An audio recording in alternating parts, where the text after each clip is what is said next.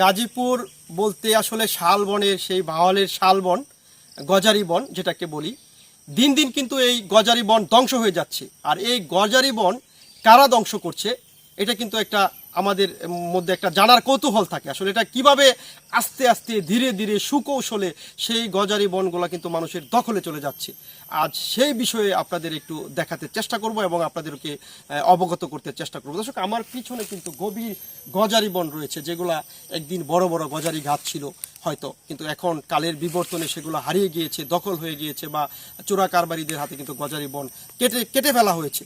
আর তার পাশে কিন্তু দেখেন এখন এই যে একটা গজারি বড় গাছ রয়েছে, এই পাশে গজারি গাছ রয়েছে, হয়তো এই অঞ্চলে আরও গজারি গাছ ছিল কিন্তু এখন নাই। আর এই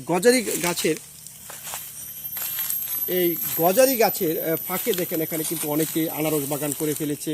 ইতিমধ্যে বড় বড় কাঁঠাল গাছ লাগানো হয়েছে, গাছে কাঁঠাল রয়েছে, এদিকে বাঁশের ঝাড় রয়েছে এবং আনারস বাগান রয়েছে। এভাবেই কিন্তু দর্শক আস্তে আস্তে করে ধীরে ধীরে সুকৌশলে কিন্তু এই গজারি বন ধ্বংস হচ্ছে। দেখেন এই গাছগুলো কিন্তু একসময় এই গাছগুলো কিন্তু একসময় ছোটো ছিল, আর এই গাছগুলো কিন্তু এখন বড় হয়েছে।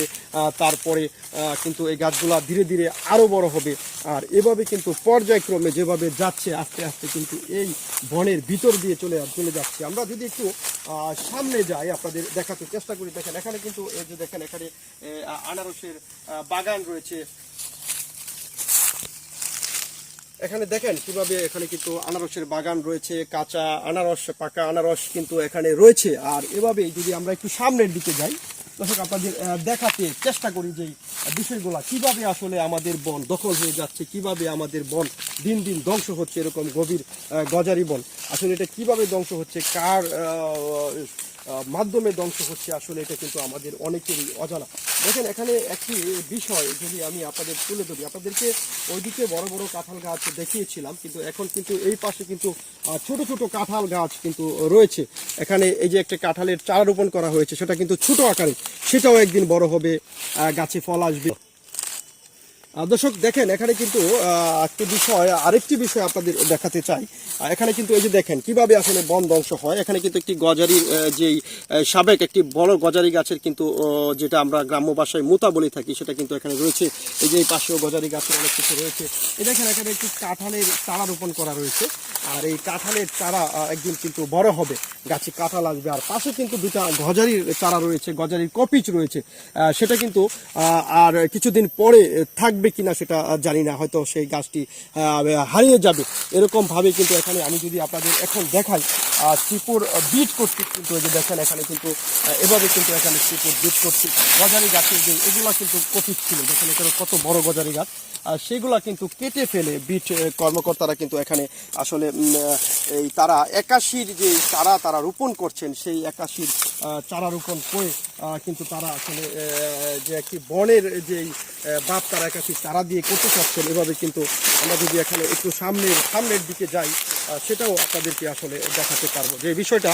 এখানে দেখেন এখানে কিন্তু যে 81 চারা রোপণ করছে, অনেক গজারির কপি ছোট ছোট গাছ কিন্তু এখান থেকে কেটে ফেলা হয়েছে।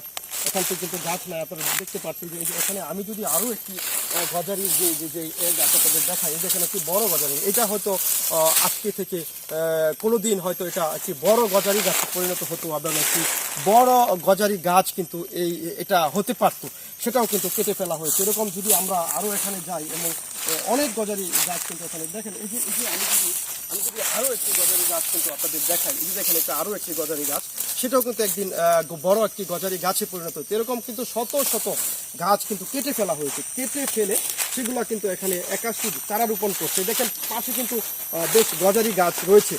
আর এই পাশে দেখেন এই পাশেও কিন্তু অনেক গজারি, যে এক সময় গজারি বন ছিল, মানে প্রতি বছর আসলে আস্তে আস্তে কিন্তু সেই গজারির গাছগুলা কিন্তু হারিয়ে যাচ্ছে। এই যে দেখেন এখানে কিন্তু আরও একটি গজারির যে সাবেক যে গাছ ছিল, সেটাও কিন্তু এখানে কেটে ফেলা হয়েছে। দুর্বৃত্তরা কিন্তু কেটে নিয়ে গেছে, যারা নিয়ে যাক। এই যে পাশে আরও অনেক গজারি মোতা রয়েছে, এই পাশে বড় গজারি গাছ রয়েছে, এই পাশে বড় গজারি গাছ রয়েছে।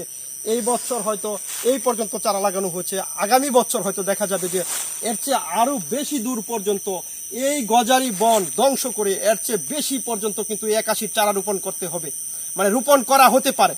আমরা যেটুকু বেঁচে, আমরা ওইদিকে ছোট গজারি গাছ দেখেছি, সেগুলো কেটে ফেলা হয়েছে। এই পাশে আবার আপনার এই বড় গজারি গাছ দেখছি এবং শেষে ওই দিক থেকে প্রায় এই পর্যন্ত এসে আসলে ঠেকেছে বিষয়টা। এখন আমরা যদি আগামী বছর হয়তো দেখতে পারবো যে এখান থেকে আরো অনেক দূর কিন্তু চলে গিয়েছে এই 81 বাগান, তখন কিন্তু এই গজারি গাছ হারিয়ে যাবে। যেভাবে এই গজারি গাছ যেভাবে হারিয়ে গিয়েছে, তখন কিন্তু এরকম বড় গজারি গাছ কিন্তু এলাকায় থাকবে না, এলাকা থেকে হারিয়ে যাবে। এভাবেই আসলে বন ধ্বংস হচ্ছে। কিন্তু এটার সাথে কারা জড়িত, কিভাবে জড়িত, আপনারা একটু আপনাদের মূল্যবান লেখা লিখে কমেন্টস করে আসলে আমাদের গাজীপুরের যে গজারি বন রয়েছে সেগুলা কিভাবে হারিয়ে যাচ্ছে এবং কিভাবে ধ্বংস হয়ে যাচ্ছে তার একটি চিত্র আপনাদেরকে আসলে দেখাতে চেষ্টা করছিলাম। যে প্রতি বছর এভাবে যদি আমাদের এই এলাকা থেকে গজারি গাছ হারিয়ে যায়, গজারি বন হারিয়ে যায়, নতুন করে আমরা 81 গাছের বনের চিন্তা করি, আসলে সেটা কতটুকু যৌক্তিক। যারা এই শ্রীপুর বিটের যেই কর্মকর্তারা রয়েছেন আসলে তারা ছাড়া এই সঠিক উত্তর দেওয়ার মতো আসলে আমি কাউকে পাই না। তারাই বলতে পারবে আসলে এভাবে বছরের পর বছর যদি তারা গজারি গাছ ধ্বংস করে, তারা 81 চারা রোপণ করে, আসলে এটার সদুত্তর একমাত্র তারাই দিতে পারবে। আমি শ্রীপুর বিডের রেঞ্জের যিনি কর্মকর্তা রয়েছেন, আমি তার কাছে আসলে বিষয়টি তুলে ধরছি। তিনি আসলে বলতে পারবেন যে এইভাবে আসলে কিভাবে এই গজারি বন ধ্বংস করে গজারির কপিচ কেটে তারা চারা রোপণ করছে, এটা আসলে আমার বোধগম্য নয়। সকলকে ধন্যবাদ।